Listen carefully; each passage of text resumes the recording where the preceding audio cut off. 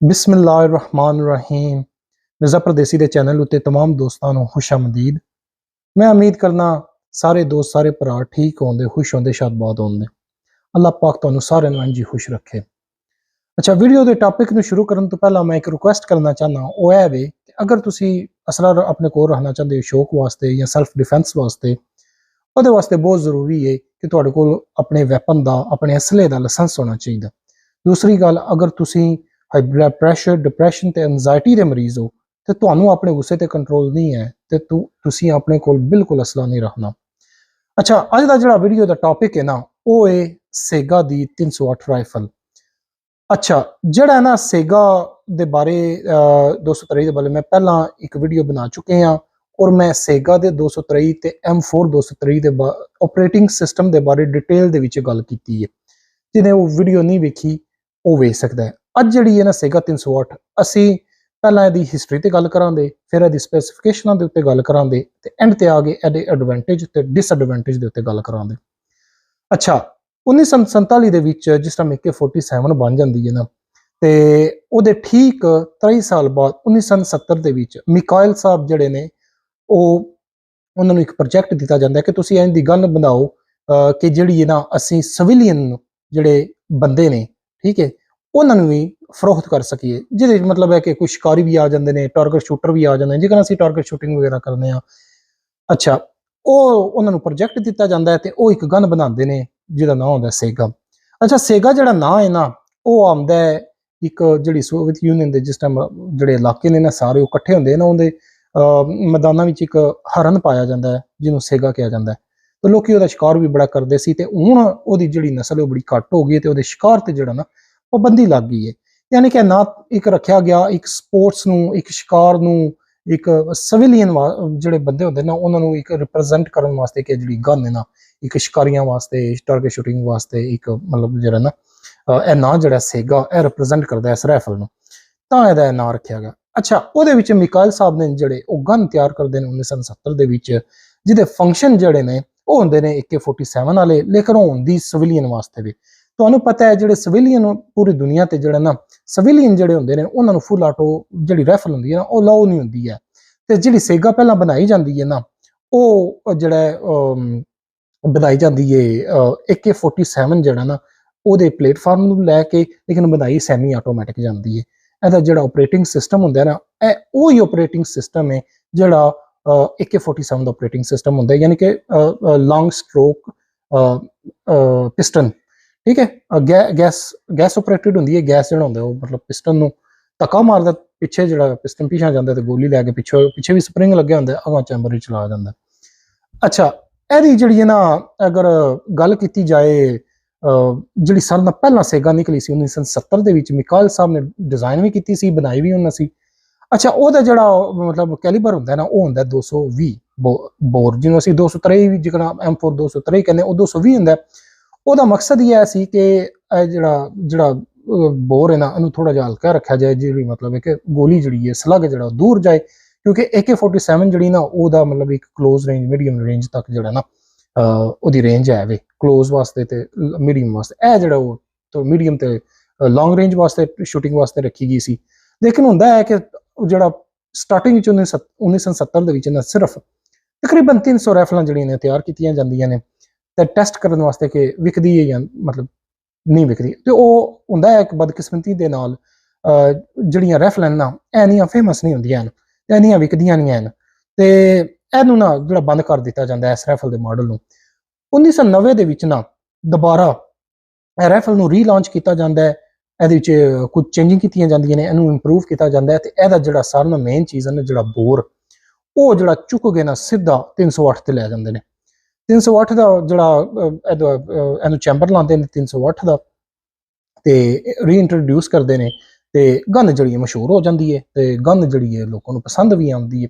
Civilian ਜਿਹੜੇ ਹੁੰਦੇ ਨੇ ਤੇ ਗਨ ਜਿਹੜੀ ਉਹ ਵਿਕਦੀ ਵੀ ਕਾਫੀ ਹੈ, ਤੇ ਅੱਜ ਵੀ ਜਿਹੜੀ ਹੈ ਗਨ ਹੈ ਨਾ ਮਾਸ਼ਾਅੱਲਾ ਕਾਫੀ ਫੇਮਸ ਹੈ ਲੋਕਾਂ ਦੇ ਵਿੱਚ, ਤੇ ਲੋਕ ਇਹਨੂੰ ਬੜੇ ਪਸੰਦ ਕਰਦੇ ਨੇ ਤੇ ਲੋਕਾਂ ਕੋਲ ਹੈ ਵੀ ਹੈ। अच्छा, ਇਹਦੇ अगर गल की जाए ना अगू स्पैसीफिकेशन उत्ते ਉਹ है वे कि गन जी है ना ਇਹਦਾ तकरीबन जो वजन आ जाता है वो आ जाता है तकरीबन 3 किलो ते 600 ग्राम, ਤੇ ਜਿਹੜੀ ਇਹਦੀ ਲੈਂਥ ਆ ਜਾਂਦੀ ਉਹ तकरीबन ਆ ਜਾਂਦੀ ਹੈ ਤਕਰੀਬਨ 35 ਇੰਚ। ਅੱਛਾ, ਇਹਦੇ ਵਿੱਚ ਵੀ ਦੋ ਵਰੀਐਂਟ ਨੇ, ਇੱਕ ਲੌਂਗ ਵਰੀਐਂਟ ਆ ਜਾਂਦਾ ਹੈ ਤੇ ਇੱਕ ਛੋਟੀ ਜਿਹੜੀ ਹੈ ਨਾ ਉਹ ਆ ਜਾਂਦੀ ਹੈ। ਦੋ ਵਰੀਐਂਟ ਨੇ ਇਹਦੇ ਵਿੱਚ।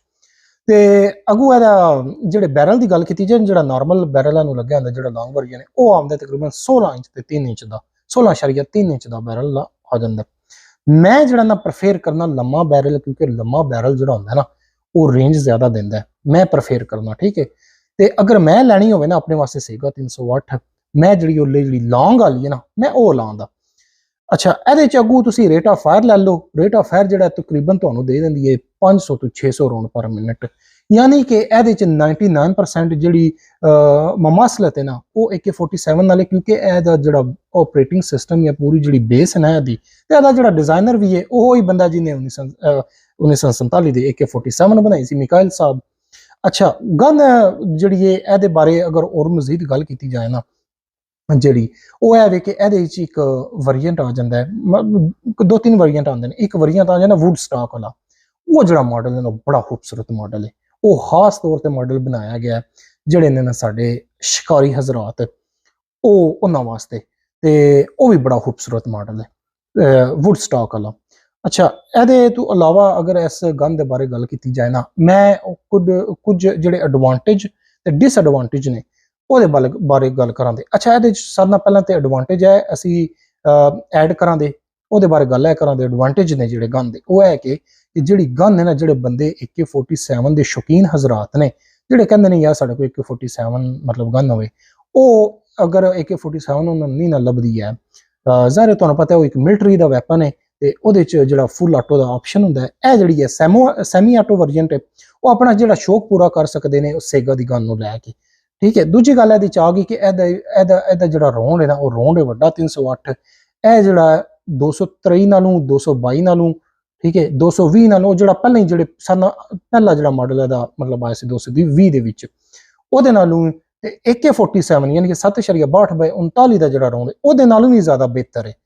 ਇਹਦਾ ਸਾਰਿਆਂ ਬੋਰਾਂ ਨਾਲੋਂ ਜਿਹੜਾ ਇੱਕ ਤੇ 308 ਜਿਹੜਾ ਨਾ ਰੇਂਜ ਤੁਹਾਨੂੰ ਚੰਗੀ ਦਿੰਦਾ ਹੈ। ਇਹਦੀ ਜਿਹੜੀ ਰੇਂਜ ਆ ਜਾਂਦੀ ਹੈ ਨਾ ਉਹ ਤਕਰੀਬਨ 800 ਮੀਟਰ ਤੱਕ ਰੇਂਜ ਆ ਜਾਂਦੀ ਹੈ ਇਸ ਗਨ ਦੀ। ਇਹ ਸਾਰੇ ਜਿਹੜੇ ਪਿਛਲੇ ਜਿਹੜੇ ਛੋਟੇ ਬੋਰ ਨੇ ਉਹਨਾਂ ਨਾਲੋਂ ਗੋਲੀ ਵੀ ਵੱਡੀ ਹੈ ਤੇ ਅੱਗੋਂ ਬੋਰ ਵੀ ਮਤਲਬ ਕਹਿ ਲਓ ਤੁਸੀਂ ਕਹਿ ਸਕਦੇ ਹੋ ਆ ਜਾਂਦਾ। ਬੋਰ ਤੇ ਤਕਰੀਬਨ ਸੇਮ ਹੀ ਹੈ 3.30 ਇਹਦਾ 38 ਦਾ ਤੇ ਉਹਦਾ AK-47 ਦਾ ਵੀ ਪੁਆਇੰਟ ਜਿਹੜਾ 30 ਵੀ ਬੋਰ ਵਿੱਚ ਹੀ ਆਉਂਦਾ। ਅੱਛਾ, ਇਹ ਐਡਵਾਂਟੇਜ ਵਗੈਰਾ ਹੋ ਗਿਆ ਇਹਦਾ, ਤੇ ਤੁਸੀਂ ਈਜ਼ੀਲੀ ਤੁਸੀਂ ਇਸ ਗਨ ਨੂੰ ਕੈਰੀ ਵੀ ਕਰ ਸਕਦੇ ਹੋ, ਆਪਣੇ ਲਾਇਸੈਂਸ ਉੱਤੇ ਵੀ ਰੱਖ ਸਕਦੇ ਹੋ। ਤੁਹਾਨੂੰ ਮਤਲਬ ਹੈ ਕਿ ਉਹ ਗਵਰਨਮੈਂਟ ਤੋਂ ਡਰਨ ਦੀ ਲੋੜ ਨਹੀਂ ਹੋਣੀ, ਕਿਉਂਕਿ ਤੁਹਾਨੂੰ ਪਤਾ ਹੈ ਜਿਹੜੇ ਸਿਵਿਲੀਅਨ ਹੁੰਦੇ ਨੇ ਉਹਨਾਂ ਨੂੰ ਫੁੱਲ ਆਟੋ ਜਿਹੜੀ ਗਨ ਹੁੰਦੀ ਹੈ ਨਾ ਉਹ ਅਲਾਉ ਨਹੀਂ ਹੁੰਦੀ ਹੈ।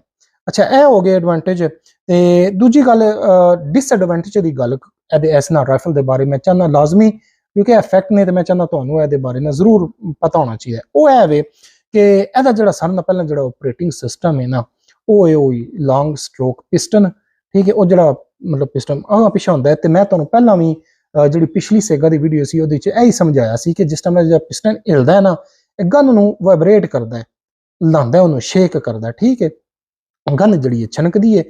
ਤੇ ਤੁਸੀਂ ਅਗਰ ਦੂਰੋਂ ਮਤਲਬ ਬਹੁਤ ਦੂਰੋਂ ਤੁਸੀਂ ਮਤਲਬ ਹੈ ਕਿ ਤੁਸੀਂ ਕੋਈ ਸ਼ਿਕਾਰ ਕਰਨਾ ਜਾਂ ਟਾਰਗੇਟ ਸ਼ੂਟਿੰਗ ਕਰਨੀ ਹੈ ਨਾ, ਤੇ ਜਿਸ ਟਾਈਮ ਪਿਸਟਨ ਹਿਲਦਾ ਹੈ ਤੁਸੀਂ ਸ਼ਾਟ ਮਾਰਦੇ ਹੋ ਤੇ ਜਿਹੜੀ ਬੈਰਲ ਇਹਨਾਂ ਨਾਲ ਹੀ ਉਹ ਹਿਲਦੀ ਹੈ ਤੇ ਜਿਹੜਾ ਸਲੱਗ ਹੁੰਦਾ ਹੈ ਨਾ ਉਹ ਡੋਲ ਜਾਂਦਾ। ਠੀਕ ਹੈ, ਮਤਲਬ ਹੈ ਕਿ ਉਹਨੂੰ ਲਾ ਦਿੰਦਾ, ਨਾਲੀ ਜਿਹੜੀ ਹੈ ਇਹਦੀ ਛਣਕਦੀ ਹੈ ਉਹਦੇ ਸਾਈਕਲ ਦੀ ਵਜ੍ਹਾ ਨਾਲ, ਯਾਨੀ ਕਿ ਜਿਹੜਾ ਅਗਾਂਹ ਪਿੱਛਾ ਹੁੰਦਾ ਨਾ ਉਹਦੀ ਵਜ੍ਹਾ ਨਾਲ।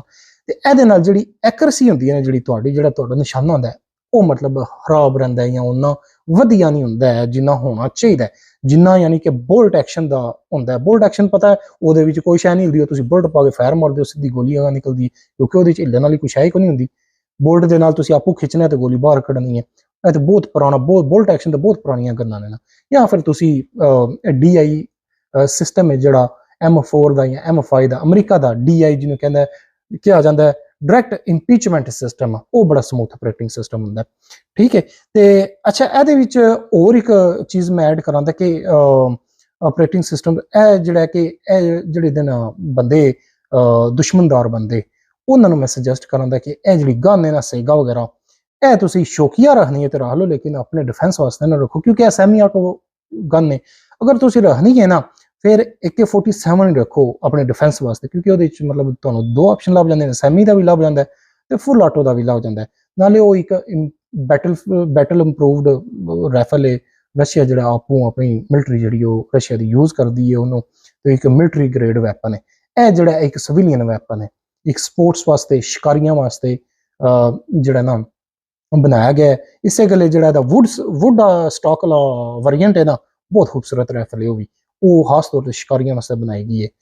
ਅੱਛਾ, ਇਹਦੇ 'ਚ ਇੱਕ ਹੋਰ ਚੀਜ਼ ਹੈ ਕਿ ਮੈਂ ਤੁਹਾਨੂੰ ਆਪਣੀ M5 ਜਿਹੜਾ ਨਾ ਉਹਦੇ ਜ਼ਰੀਏ ਵਿਖਾ ਦਿੰਦਾ, ਮੈਂ ਗੱਲ ਕੀ ਕਰਨਾ ਚਾਹੁੰਦਾ। ਅੱਛਾ, ਇਹਦੇ 'ਚ ਇਹ ਵੇ ਕਿ ਮੈਂ ਜਿਹੜਾ ਨਾ ਗੱਲ ਤੁਹਾਡੇ ਨਾਲ ਕਰਨਾ ਚਾਹੁੰਦਾ ਕਿ ਮੈਂ ਜਿਹੜਾ ਨਾ ਇਹਦਾ ਡਿਸਐਡਵਾਂਟੇਜ ਤੁਹਾਨੂੰ ਦੱਸਾਂ। ਮੈਂ ਇਹ ਜਿਹੜੀ ਹੈ M5 ਮੇਰੀ, ਤੇ ਇਹਦੇ ਉੱਤੇ ਵੇਖਿਆ ਮੈਂ ਲਾਈਏ ਸਕੋਪ, ਠੀਕ ਹੈ। ਫਾਰ ਐਗਜ਼ਾਮਪਲ ਤੁਸੀਂ ਲੈਂਦੇ ਹੋ ਸੇਗਾ 38, ਤੁਸੀਂ ਕਹਿੰਦੇ ਮੈਂ ਸਕੋਪ ਲਾਣੀ ਹੈ, ਉਹਦੇ ਉੱਤੇ ਹੁਣ ਤੁਸੀਂ ਡਾਇਰੈਕਟ ਜਿਹੜਾ ਨਾ ਉਹਦੀ ਜਿਹੜੀ ਡਸਟ ਕਵਰ ਪਲੇਟ ਹੁੰਦੀ ਹੈ, ਠੀਕ ਹੈ, ਸਪਰਿੰਗ ਦੀ, ਉਹਦੇ ਉੱਤੇ ਡਾਇਰੈਕਟ ਕੋਈ ਤੁਸੀਂ ਕੋਈ ਸ਼ੈ ਨਹੀਂ ਲਾ ਸਕਦੇ, ਕਿਉਂਕਿ ਉਹ ਪਲੇਟ ਉਹ ਮਤਲਬ ਉਹ ਬਣੀ ਇਸ ਪਰਪਸ ਵਾਸਤੇ ਵੀ ਕਿ ਉਹਨੂੰ ਲਾ ਕੇ ਅੰਦਰੋਂ ਸਪਰਿੰਗ ਵਗੈਰਾ ਜਿਹੜਾ ਨਾ ਸਾਫ਼ ਕਰ ਲਿਆ ਜਾਏ, ਤੇ ਉਹਦੇ ਉੱਤੇ ਡਾਇਰੈਕਟ ਤੁਸੀਂ ਕੋਈ ਸ਼ੈ ਨਹੀਂ ਲਾ ਸਕਦੇ। ਲੇਕਿਨ ਅੱਜ ਕੱਲ ਜਿਹੜੇ ਟੈਕਟੀਕਲ ਵੇਰੀਐਂਟ ਨੇ ਨਾ, ਕਲੈਸ਼ਨਕੋਫ ਦੇ ਮਾਡਲ ਹੋਰ ਕੈਲੀਬਰ ਵਿੱਚ ਜਿਹੜਾ ਨਾ ਆ ਜਾਂਦੇ ਨੇ, ਜਾਂ ਕੋਈ ਵੀ ਅੱਜ ਕੱਲ ਜਿਹੜੇ ਟੈਕਟੀਕਲ ਜਿਹੜੀਆਂ ਕਾਲੇ ਮਤਲਬ ਪੋਲੀਮਰ ਸਟਾਕ ਦੇ ਨਾਲ ਆਉਂਦੀਆਂ ਨੇ, ਉਹਦੇ ਵਿੱਚ ਪਿਕੈਟਿਨੀ ਰੇਲ ਜਿਹੜੀ ਉਹ ਉੱਤੇ ਦੇ ਦਿੱਤੀ ਜਾਂਦੀ ਹੈ ਤੁਹਾਨੂੰ। ਲੇਕਿਨ ਇਹ ਜਿਹੜਾ ਨਾ ਸੇਗਾ 308 ਦੇ ਵਿੱਚ ਉਹ ਜਿਹੜੀ ਡਸਟ ਕਵਰ ਦੀ ਪਲੇਟ ਵਗੈਰਾ ਉਹਦੇ ਉੱਤੇ ਡਾਇਰੈਕਟ ਤੁਸੀਂ ਕੋਈ ਸ਼ੈ ਨਹੀਂ ਲਾ ਸਕਦੇ। ਉਹਦੇ ਨਾਲ ਹੁੰਦਾ ਕਿ ਇੱਕ ਸਾਈਡ ਤੇ ਇੱਕ ਮਾਊਂਟ ਲੱਭਦੀ ਹੈ, ਉਹ ਤੁਸੀਂ ਅਗਰ ਖਰੀਦ ਲਓ ਤੇ ਉਹਨੂੰ ਸਾਈਡ ਤੋਂ ਲਾਓ, ਉਹਨਾਂ ਥੱਲੇ ਬਾਡੀ ਨੂੰ ਸੇਗਾ ਦੀ ਬਾਡੀ ਨੂੰ ਥੱਲੋਂ ਲਾਓ, ਤੇ ਉਹ ਉੱਥੋਂ ਫਿਰ ਕੇ ਨਾ ਸਾਈਡ ਤੋਂ ਆ ਕੇ ਉੱਤੇ ਆ ਜਾਂਦੀ ਹੈ। ਤੁਹਾਨੂੰ ਉੱਤੇ ਜਿਹੜਾ ਨਾ ਉਹ ਫਿਰ ਇੱਕ ਰੇਲ ਦੇ ਦਿੰਦੀ ਹੈ, ਪਿਕੈਟਿਨੀ ਰੇਲ, ਉਹਦੇ ਰੇਲ ਦੇ ਉੱਤੇ ਜਿਹੜਾ ਤੁਸੀਂ ਉਹਨੂੰ ਲਾ ਸਕਦੇ ਹੋ ਸਕੋਪ ਵਗੈਰਾ ਨੂੰ ਆਪਣੇ ਨੂੰ। ਲੇਕਿਨ ਉਹ ਕਹਿੰਦੇ ਨਾ ਜਿਹੜੇ ਮਨ ਦੀ ਤਸੱਲੀ ਜਾਂ ਦਿਲ ਦੀ ਤਸੱਲੀ ਨਹੀਂ ਹੁੰਦੀ, ਕਿਉਂਕਿ ਤੁਹਾਨੂੰ ਪਤਾ ਹੁੰਦਾ ਹੈ ਕਿ ਯਾਰ ਜਿਕਨ ਇਹ ਚੀਜ਼ ਲੱਗੀ ਹੈ ਨਾ, ਠੀਕ ਹੈ, M5 ਉੱਤੇ ਇਹਦਾ ਜਿਹੜਾ ਅੱਪਰ ਹੈ ਨਾ ਉਹ ਇਹਦੀ ਬਾਡੀ ਦਾ ਹਿੱਸਾ ਨਾਲ ਜੁੜੇ ਹੈ, ਠੀਕ ਹੈ। ਇਹਨੂੰ ਜਿਸ ਟਾਈਮ ਸਫਾਈ ਵਾਸਤੇ ਖੋਲਣਾ ਨਾ, ਤੇ ਪੂਰੇ ਅੱਪਰ ਨੂੰ ਹੀ ਖੋਲਣਾ ਪੈਣਾ ਆਰਾਮ ਨਾਲ, ਅੱਪਰ ਤੇ ਲੋਅਰ ਵੱਖਰਾ ਹੋ ਜਾਂਦਾ ਪਿੰਨਾਂ ਦੇ ਨਾਲ, ਤੇ ਉਹ ਤੁਸੀਂ ਸਫਾਈ ਕਰ ਸਕਦੇ ਹੋ। ਤੇ ਇਹ ਲੱਗਾ ਭਾਵੇਂ ਉੱਤੇ ਲੱਗਾ ਵੀ ਰਹੇ ਨਾ, ਤਾਂ ਮੈਂ ਇਹਨੂੰ ਖੋਲ ਸਕਦਾ ਲਾ ਕਰਕੇ। ਤੇ ਇਹਦਾ ਜਿਹੜਾ ਜ਼ੀਰੋ ਹੈ ਨਾ, ਜ਼ੀਰੋ ਜਿਹੜਾ ਕਰੀਦਾ, ਜਿਹੜਾ ਮਕਸਦ ਹੀ ਸਕੋਪ ਲਾਉਂਦਾ ਹੈ ਕਿ ਮੈਂ ਦੂਰੋਂ ਜਿਹੜਾ ਨਾ ਟਾਰਗੇਟ ਸ਼ੂਟਿੰਗ ਕਰ ਲਾਂ, ਉਹ ਖਰਾਬ ਨਹੀਂ ਹੋ ਲਿਆ ਇਹਦੇ ਨਾਲ। ਤੇ ਇਹ ਜਿਹੜਾ ਹੈ ਅੱਗੋਂ ਤੁਸੀਂ ਇਸ ਗਨ ਨੂੰ ਲਾ ਕੇ ਦੁਬਾਰਾ ਵਾਪਸ ਵੀ ਲਾ ਸਕਦੇ ਹੋ ਅੱਪਰ ਵਗੈਰਾ ਦੇ ਨਾਲ। ਤੇ ਜਿਹੜੀ ਇਹਦੀ ਗ੍ਰਿਪ ਹੈ ਉਹ ਇਹਦੀ ਮਾਊਂਟ ਦੀ ਇਹ ਬੜੀ ਸੋਲਿਡ ਦਿੰਦੀ ਹੈ ਇਸ ਰਾਈਫਲ ਦੇ ਨਾਲ। ਤੇ ਜਿਹੜਾ ਸੇਗਾ ਵਗੈਰਾ ਨਾ ਉਹ ਤੁਸੀਂ ਕੰਪਰੋਮਾਈਜ਼ ਹੀ ਕਰਨਾ ਹੈ, ਮਤਲਬ ਉਹ ਜਿਹੜੀ ਮਾਊਂਟ ਮੈਂ ਤੁਹਾਨੂੰ ਦੱਸਣਾ ਪਿਆ ਉਹ ਸਾਈਡ ਤੋਂ ਉੱਤੇ ਆਉਂਦੀ ਹੈ, ਜਾਂ ਡਾਇਰੈਕਟ ਉੱਤੇ ਤੁਸੀਂ ਕੁਛ ਹੈ ਨਹੀਂ ਲਾ ਸਕਦੇ। ਇੱਕ ਇਹ ਬੜਾ ਡਿਸਐਡਵਾਂਟੇਜ ਹੈ ਇਸ ਰਾਈਫਲ ਦਾ। ਉਮੀਦ ਕਰਨਾ ਤੁਹਾਨੂੰ ਸਾਰਿਆਂ ਭਰਾਵਾਂ ਨੂੰ ਜਿਹੜੀ ਮੇਰੀ ਵੀਡੀਓ ਪਸੰਦ ਆਈ ਹੋਗੀ, ਤੇ ਅਗਲੀ ਵੀਡੀਓ ਤੱਕ ਮਿਰਜ਼ਾ ਪਰਦੇਸੀ ਨੂੰ ਇਜਾਜ਼ਤ ਦਿਓ। ਆਪਣਾ ਬਹੁਤ ਜ਼ਿਆਦਾ ਖਿਆਲ ਰੱਖਿਓ। ਅੱਲਾ ਹਾਫਿਜ਼।